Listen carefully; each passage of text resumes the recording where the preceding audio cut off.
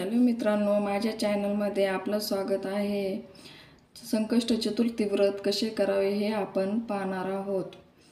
कृतिवर्य राजाच्या मनातील संतती लाभाची इच्छा पूर्ण होण्यासाठी जेव्हा ब्रह्मदेवांनी त्यांच्या स्वर्गस्थ पित्याला तुझ्या मुलाने म्हणजेच कृतिवर्य संकष्ट चतुर्थीचे व्रत कसे करावे असा सांगितले आहे, तेव्हा पित्याने पुत्राचे मनोरथ पूर्ण होण्यासाठी त्याला तो उपाय तर स्वप्नात जाऊन सांगितला. त्याला श्री गणेशाचा सिद्ध मंत्रही दिला आणि त्याशिवाय जेव्हा कृतिवीर्य राजा हा स्वप्नातून जागा झाला तेव्हा त्याच्या कानात आपल्या पित्याचा एक संदेश घुमत होता, तो म्हणजे तू संतती लाभासाठी श्री गणेशाचे संकष्ट चतुर्थीचे व्रत कर हा पितृ आदेश पाळायचा. ती श्री गणेशाची फलदायी उपासनाही करायची हे खरं, पण कशी, त्याची पद्धत काय, स्वरूप काय, मंत्र काय, विधी काय याबाबत राजास काहीच माहीत नव्हते. राजा आता काय करायचे असा विचार करून इकडे तिकडे पाहत असताना त्याला त्याच्या उशाजवळ एक छोटी पोथी सापडली. राजाने ती पोथी मोठ्या श्रद्धेने उचलली, मस्तकी लावली आणि तिचे पहिले पान उघडले. तोच त्यावर राजास ओम गणपते नमः ही अक्षरे लिहिलेली दिसली. ते पाहून राजास अपूर्व आनंद झाला.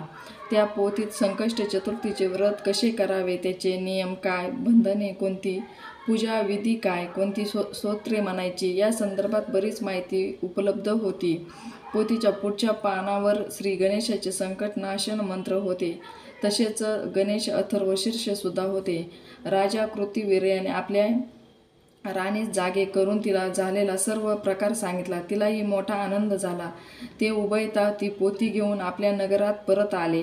राजा कृतवीर्य परत आला आहे, त्यास गणेश प्रसाद लाभला आहे या वार्तेने सर्व नगरवासियांना मोठा आनंद झाला. राजाने दुसऱ्या दिवशी राजदरबारात ज्ञानवंतांची सभा भरवली. त्यांना तो वडिलांचा स्वप्न दृष्टांत सांगून ती पोथी दाखवली. सर्वांनीच गणेशाच्या नावाचा एकच जय जयकार केला.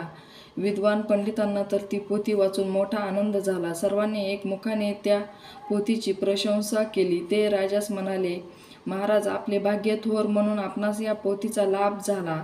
या पोथीत व्रताची माहिती व गणेशाचे सिद्ध मंत्रही समाविष्ट आहे. पुढे राजाने चतुर्थी व्रत केले. त्या पोथीचे वाचन, गणेश मंत्राचा जप याच्या परमपुण्याने त्यास संततीचा लाभही झाला.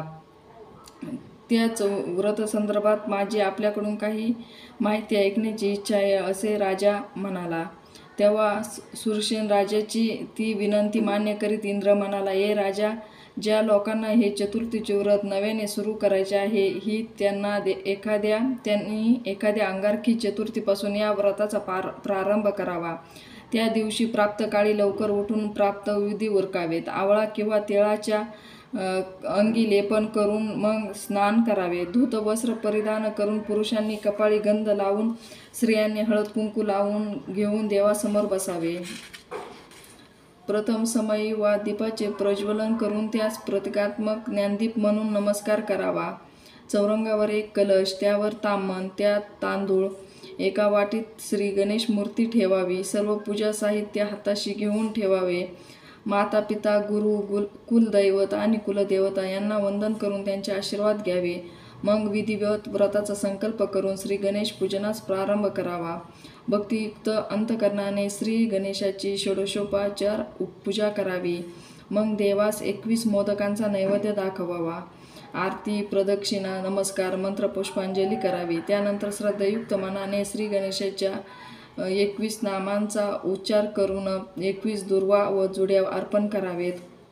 ओम गणोदीपाय नमः, ओम उमापुत्राय नमः, ओम अभयप्रदाय नमः, ओम एकदंताय नमः, ओम इबवक्राय नमः, ओम मूषकावाहनाय नमः, ओम विनायकाय नमः, ओम इष्टपुत्राय नमः, ओम सर्वसिद्धिप्रदायकाय नमः, ओम लंबोदराय नमः, ओम वक्रतुंडकाय नमः, ओम अधनाशनाय नमः, ओम विघ्नविध्वंसकर्प नमः, ओम विश्वविद्याय नमः, ओम अमरेश्वराय नमः, ओम गजवक्राय नमः, ओम नागयज्ञोपवीतिने नमः, ओम भालचंद्राय नमः, ओम पशुधारिणे नमः, ओम विघ्नदीपाय नमः, ओम सर्वविद्याप्रदायकाय नमः, 21 नामांचा उच्चार करून गणेशास दुर्वा अर्पण करून त्यास आपली मनोकामना पूर्ण करण्याची प्रार्थना करावी. दिवसभर खऱ्या अर्थाने उपवास करावा, म्हणजे देवाच्या अनुसंधानात राहावे. शक्यतो दूध किंवा फलाहारच घ्यावा. रात्री नैवेद्य आरती करून ब्राह्मणास भोजन, दक्षिणा इत्यादी देऊन संतुष्ट करावे. श्री गणेश उपासना मोठ्या आनंदाने व भक्तिभावाने करावे. असेच नवनवीन व्हिडिओ पाहण्यासाठी चॅनलला सबस्क्राईब आणि लाईक करा.